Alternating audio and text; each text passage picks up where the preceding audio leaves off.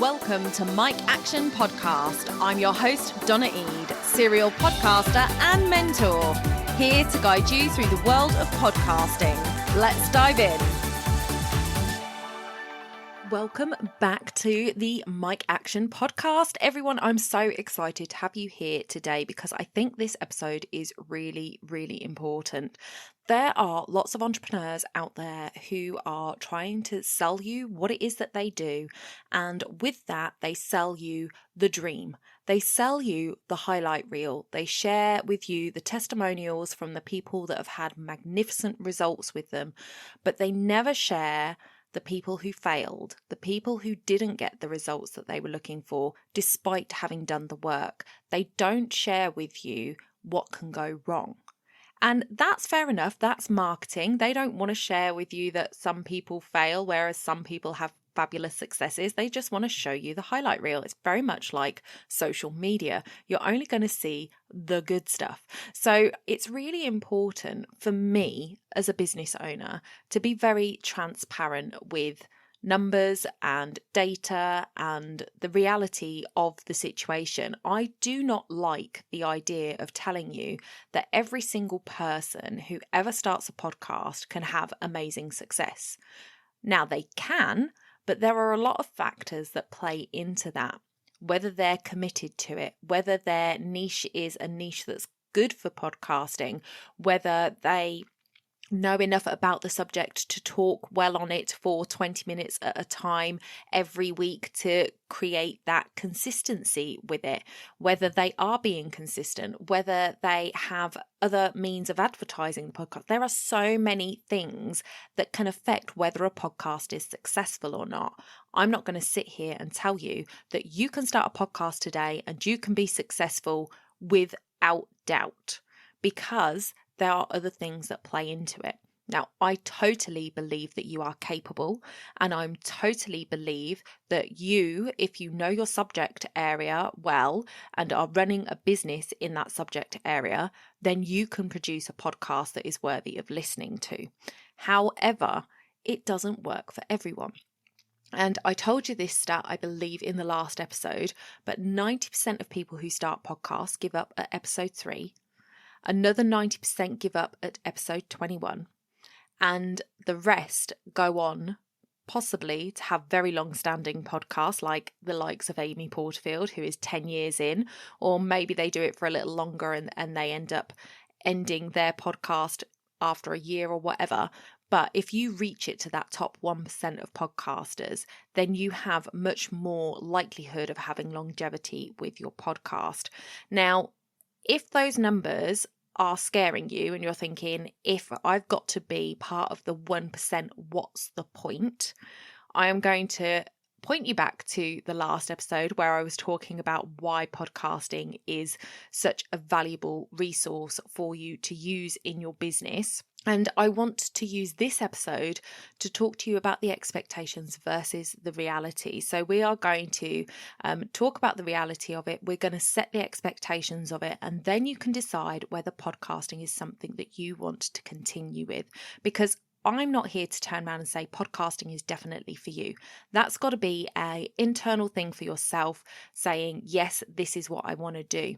But what I will say is the people that give up are usually the people who have greater expectations or have over inflated expectations, think it's going to work instantly. And when they don't get the results that they want instantly, that's when they go, this isn't for me. So having your systems in place, knowing how much time it's going to take, being able to have a good set of expectations before you go in is going to help push you past that episode 21 mark. So let's jump into it. One of the things that I want to start with is sharing somewhat, you're going to learn this about me. I love statistics. But there are over 5 million podcasts, which I believe I told you in the last episode. But what's more fascinating for me as a host is that there are 500 million podcast listeners worldwide this year.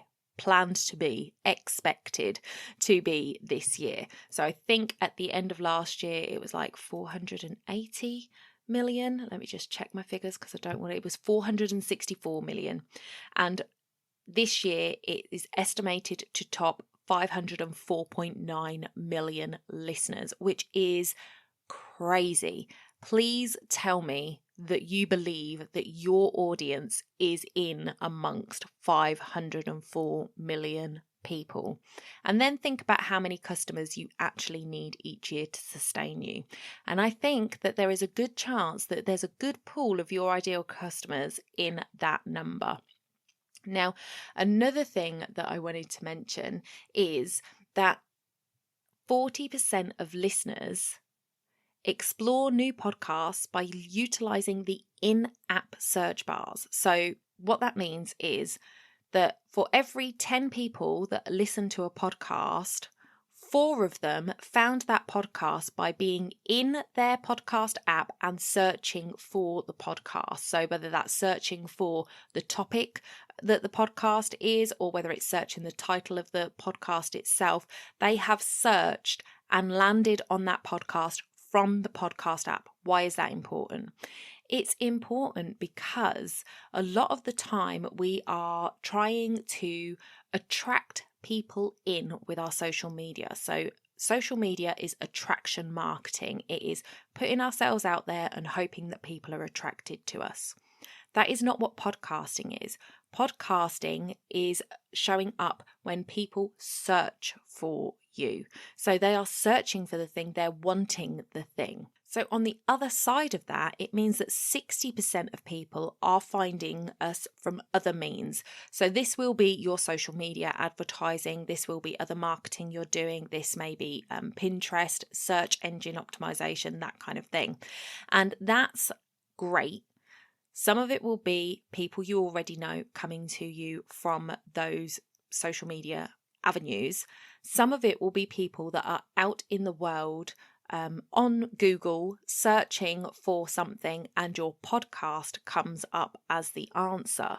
So the great thing about 40% of listeners actually searching in app means that those people are actually wanting to listen to podcasts. If they're searching outside, they might not want a podcast, they might want a video, they might want a blog, they may listen to your podcast, they may not listen to your podcast. So using those stats, having 40% actually in app searching for podcasts is a fantastic percentage because it means that they are primed and ready to listen, which is brilliant for us. So this is all good news. There is definitely the market for people wanting to listen to more podcasts. So it is something that is well worth considering. One of the biggest misconceptions I see is that people think that they've got to get thousands of downloads or millions of downloads a month to actually get results with podcasting. And that's simply not true. It is true that if you want to do the pay-per-click advertising on your podcast, like I'm thinking of Francesca Amber, she has a podcast called Manifesting Changed My Life, something like that. The Law of Attraction Changed My Life, that's the one. And she has adverts in her podcast. She has to get a good lot of downloads each episode to get those sponsorships. You've got to be getting a good lot of downloads to be able to get that at least 100 per episode to even think about getting ads on your podcast. So just bear that in mind, that it's not as simple as just putting a podcast out there and getting advertisers on it. And you don't necessarily want to get advertisers on it straight away either, because you want to be able to build your know, like and trust with your audience. And that's an episode that we're going to come on to later in the season. But getting to know your audience, letting them get to know you before you start advertising things that aren't even something that you sell is really important. I would be wary of signing up to companies that will pay you for adverts, but you don't get a say on those adverts. So you can have a company that has a lot of advertisers that work with them, and they will say, okay, you pay us X amount, and then they come out to podcasters and they will say, yes, I will pay you to have adverts on, but then they will pick which adverts end up going on there, and that might not align with you and your values. So I would just be careful about doing those things, and those are the ones that you can usually get when you sort of hit the 100 downloads a month, but you've not got that control. So I'd just be really wary of that, because you're building this trust with these people in the hope that they're going to get value from what you're saying and trust you.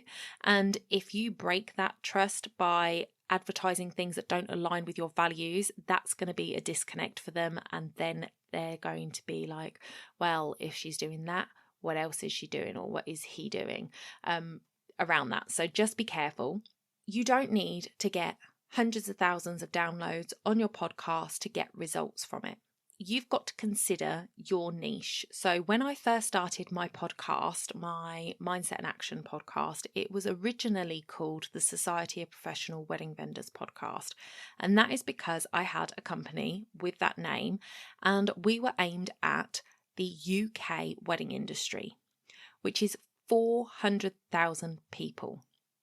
Might be a bit less now, but 400,000 people in that industry, and those were the only people that were going to be interested in listening to my podcast, and they were the only people who could be my customers. So that is what we call a hyper niche. So it was one country, one industry within that country. Very, very small window of opportunity. So depending on the size of your niche, depends on how many downloads you're going to get. You're going to get people outside of it that listen as well, of course. But you have got to consider that, like, of that 400,000, how many of those people know what podcasts are? How many of them are actually regularly listening to podcasts? And what type of podcasts are they listening to? So it goes down and down and down until you get a very small percentage of people. So is it still worth me doing it? Absolutely, because if those people that want to listen to business podcasts in the wedding industry are listening to podcasts and they listen to mine, I'm going to be building a relationship with those people. If they become customers and they really enjoy their experience with me, then they can become evangelists for me in their niche, in their industry. They know a lot more wedding people than I do. So it's a great way of actually getting your word out there further. They can share episodes with their colleagues, they can share what I'm doing with their colleagues, they can become evangelists for you. So I think it is always worth it, even if you're in a hyper niche. But if you're in a hyper niche, you've got to realize that the downloads are going to be lower. And just to sort of put it straight out there on the table, I will tell you right now, I had 10 downloads on my first episode in my first 30 days. I did a lot of things wrong. I don't teach people to launch the way I launched my first podcast. It wasn't big, it wasn't clever, and it really sort of put me on the back foot. I teach now a launch ready system strategy that has created fantastic results for people, including myself when I relaunched my podcast last year. But yeah, 30 days, 10 downloads on that first episode, and 4 episodes went out in those first 30 days as well. So it was very, very low, and the numbers crept up from there, but they kind of hovered around the 20-ish mark for a very long time, and didn't sort of deviate from that much. Now, something else to be said about reality versus expectations is if you're pinning all of your hopes and dreams on these download numbers and expecting huge download numbers and don't get them and get disheartened, you could be getting disheartened for no reason, because people can listen to your podcast without downloading it, and they can also download it without listening to it. So what you will find is on a podcast app like Apple Podcasts, for example, if you subscribe to a podcast, it will automatically, or it will give you the option to automatically download episodes as they come out. So you can click that button, and then every time you go in when there's a new episode, that will be showing for you as downloaded. If you don't listen to that podcast for a while, Apple Podcasts will pause downloading it and they will stop. So you could have downloaded the last 30 episodes, but you actually haven't pressed play and listened to one in the last 20.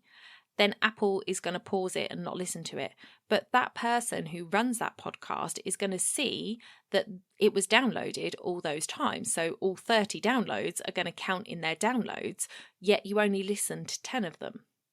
Okay, so it gets a bit confusing, but basically you are not going to get a clear picture of exactly how many people have listened to your entire episode through your podcast stats, because people can go onto a podcast player, they can press play on an episode, and that doesn't actually mean that it's downloaded. Some it will mean that it downloads to them, to their app before they start playing it, but others will just play the episode. So it's difficult to kind of pinpoint exact numbers, which is why I teach people not to focus on exact numbers, but to look at the trends. So if you start on 10 downloads, then you want to see that next week that's going up. You want to see next week it's going up. You want to see that it's got an upward trend. If it drops drastically, what happened? Was it the title? Was it the description?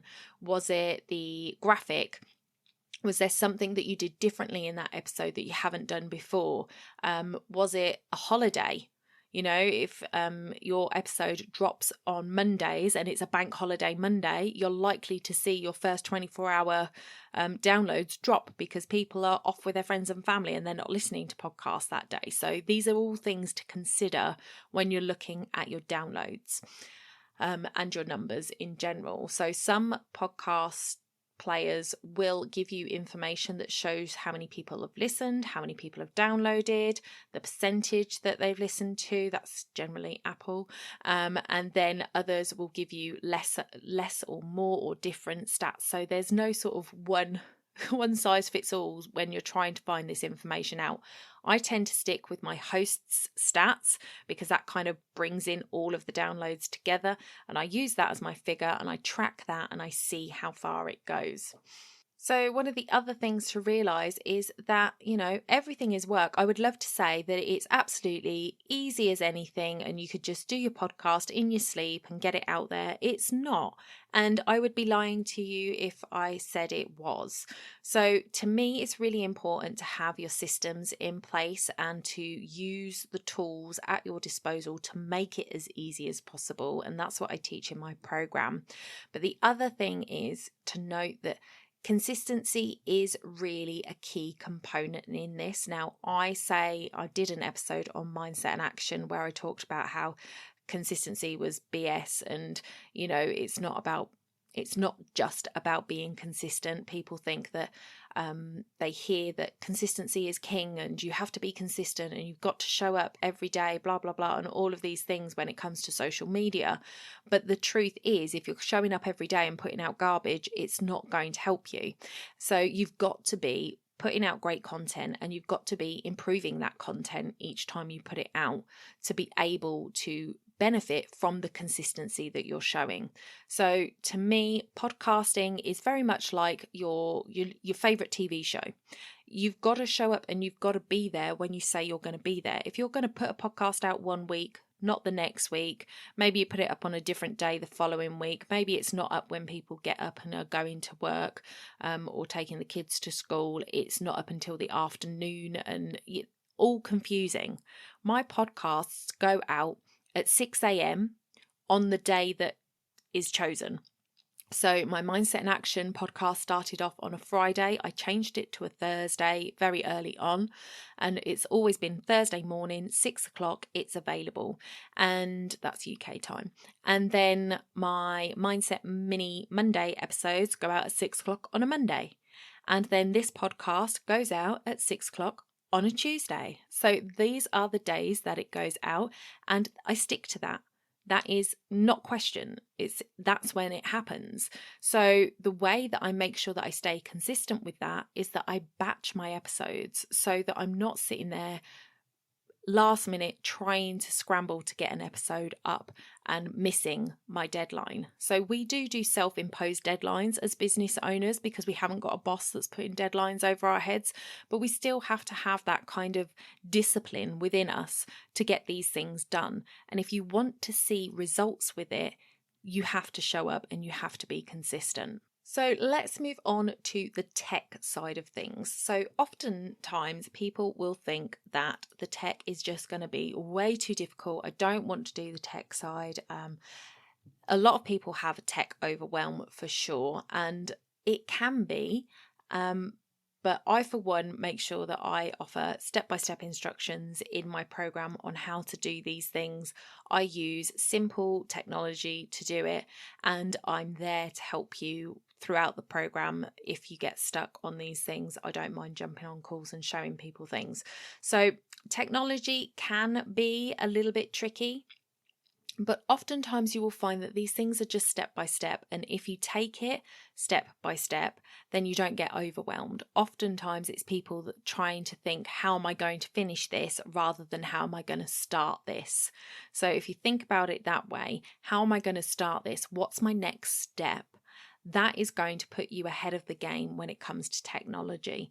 And there are free technologies out there that you can use for your podcast. There are paid technologies, and we are going to go over equipment and things, and I probably put a bit of software in there as well, give you some ideas on the different things that you can use for it. But it doesn't have to be as overwhelming as it might seem. So the expectations are it's going to be really difficult, but the reality is that it's just something new to learn, and once you've learned it, you'll know it, and once you start using it, it will become second nature. So please don't let the technology put you off.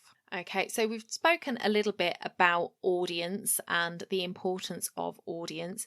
And to me, building your audience through your podcast is just one of the best ways you can build your audience, because like I say, it is a trust building exercise. Listening to a podcast, it really does build trust with your audience relatively quickly.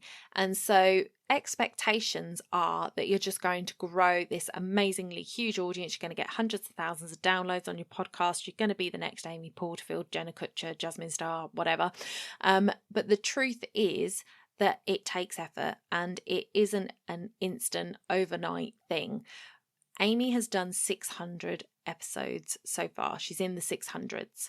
I am on 200 and something on mindset and action at this point. You know, our audience sizes are going to be vastly different. Not only that, but she's in America and I'm in the UK. And yes, there is, room for everybody for sure. But podcasting started in America. So when she started podcasting 10 years ago, people were 10 years ago learning what podcasting was. They were still kind of finding their feet with it. It was becoming popular in America. And then those podcasts were available over here. And then we started to see UK podcasts come up. But it's still relatively new over here. So therefore, UK listenership is a little bit lower than, was certainly lower than the American listenership, but it's still growing and it's still getting there. So to expect to have overnight success, well, we all know that overnight success doesn't exist. So we don't even want to think about that. We want to think about slow, steady growth, and that thinking about it that way and using your podcast as a tool to create more content for you to share in other areas is going to be a better way to frame it in your head, rather than thinking, I'm going to grow this astronomical audience and I'm going to blow up on podcasting, because the reality is it doesn't tend to happen that way. So it's more slow and steady wins the race, rather than being the greyhound that gets let out of the gate. So one of the questions that I get asked often is, how do you make money with podcasting? And I mentioned this in another episode, and I'm sure I linked my article for Brand New magazine that I did at the end of last year. And that article goes over the ways that you can monetize your podcast. However, monetizing your podcast isn't necessarily the thing that you need to start with. To me, your podcast is a way of building your audience rather than a sales machine. I see it as the top of funnel item. You get people to listen to your podcast, then you get them to sign up to your podcast email list, and then you get to nurture them and share with them what it is that you do. So to me, that's what your podcast is about. It's not about being that front and center sales pitch. However, as you grow and as your podcast grows, there are monetary opportunities for you through affiliate marketing and through selling your own things. And to me, that is the number one thing you should be using your podcast for, is to sell your own stuff. So whether it's a program, a coaching package, digital products, whatever it is that you sell, maybe in-person things, whatever it is that you are selling, whatever your business is about, that is the stuff you should be talking about on your podcast. That is the stuff you should be offering to your audience. And that is where you should start with monetizing your podcast. And to me, that is where you should be for a long time. Amy Porterfield now advertises quite a bit on her podcast. She has like adverts at the beginning, she has adverts in the middle, she has adverts at the end, and it does get a little bit much to me. You know, I kind of miss the simplicity of Amy's podcast. When I first started listening to her, she didn't have any adverts on there at all, and then she started doing some sponsored ads where she would talk about particular softwares that she used, like her email service provider, her CRM and things like that. She would talk about that, but in respect of the episode that she was doing and the fact that she uses them.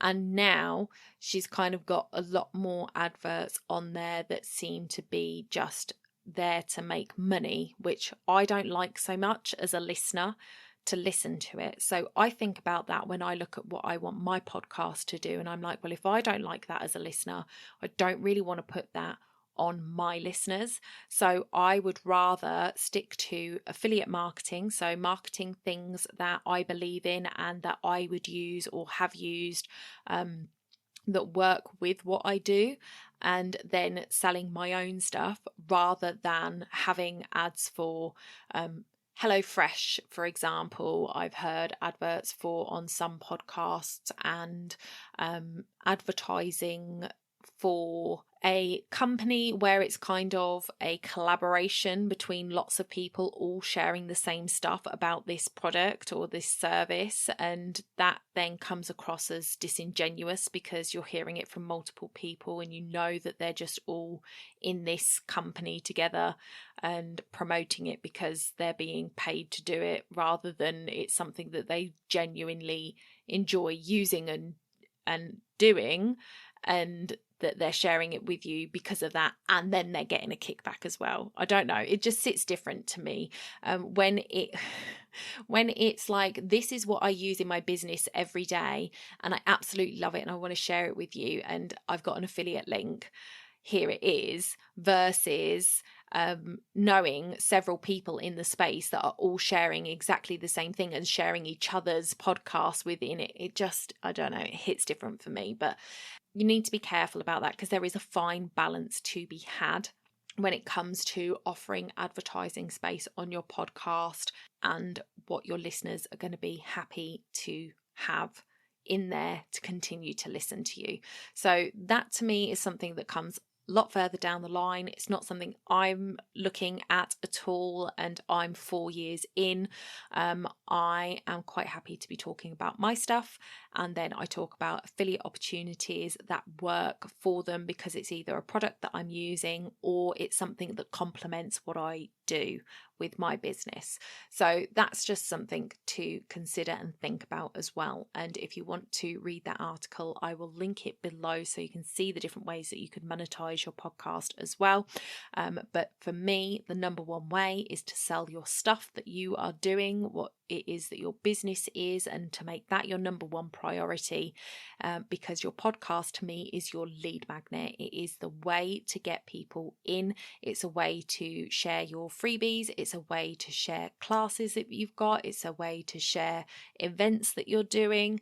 It's a way to share you and your things to your audience to get them to become customers. So that is it for today's episode. We kind of went all over the place, and I think we went quite deep with quite a few things. So we talked about statistics on podcasting, the reality versus the expectations there. We talked about the consistency and the hard work that's involved.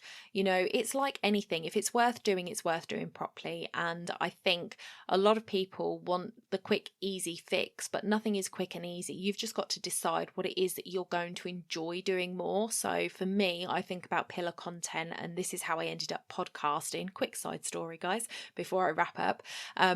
I did a blog when I was a wedding photographer, and I didn't enjoy blogging because I have what I am coining keyboard dyslexia. So I can spell perfectly fine when you give me a pen and paper, but when you put a keyboard in front of me, for some reason my letters and words get mixed up back to front, and I am always just having to go through spell check and spell check everything, and then sometimes things autocorrect to other words that are words but aren't actually the word that I wanted, so I have to really scrutinize my text, and it really bothers me. So I was just like, I don't really want to do a blog this time round, and I didn't want to get on video because I didn't want to have to be quote unquote camera ready to do my weekly content, and the idea of doing that just kind of really frustrated me, and I just didn't want to do it, having to put on the right clothes and having my hair done and all of that jazz just didn't appeal to me. I wanted to just be able to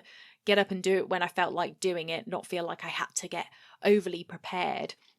So podcasting was it for me, because I've podcasted in my pajamas, I've podcasted in my jeans and my hoodie, I've podcasted in a more business looking outfit because I've had a guest on, or because I've been on networking calls in the morning or whatever, so that I can do it as I am. I can just come to it as I am, and I love that. And I also love talking, as you may have guessed from this episode, which is way over the minutes that I normally would want to do for an episode. But it's a really important one, because I don't want you to go into this with your eyes closed or rose-tinted glasses on. I want you to go in committed, knowing that it's going to take work, but knowing that the benefits are fantastic. And I talk in another episode about the intimacy of podcasting, and podcasting is such an intimate way of communicating with your audience. There is not many people you would let whisper in your ear on a weekly basis, and with podcasting, that's kind of what your listeners are doing. So if you want to podcast and that's kind of where you're at, I would love to help you with it. I have got a free class coming up soon. I will have a pre-roll or a post-roll talking about it with dates and everything else. I haven't decided at the time of this recording, but I will have it in the post roll for you so that you can hear it. But if you go over to donnaeade.com, you will find a pop-up for it when it's coming up. So make sure that you head over there, get signed up for the class. I would love to talk to you more about podcasting, what it can do for your business, and how I can help you. I love it. I think it's fantastic. I love it so much. I've got 2 podcasts now.